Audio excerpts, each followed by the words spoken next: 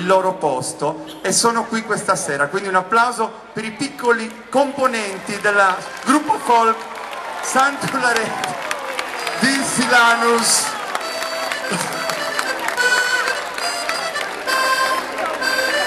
Eccoli qui. E che vi devo dire?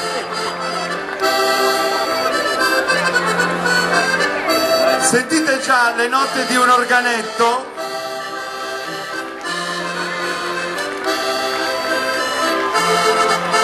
E sono le note dell'organetto di Totore Chessa. Allora, vedete, sono in tanti, c'è questa esibizione che si guadagna in due tempi, perché la prima parte saranno le ragazze Pizzinnas Silanesas che proporranno su ballo di tiu Nanneddu, poi in qualche modo loro lasceranno lo spazio ai più piccoli che invece animeranno il secondo ballo, che per loro è su Passu Torradu.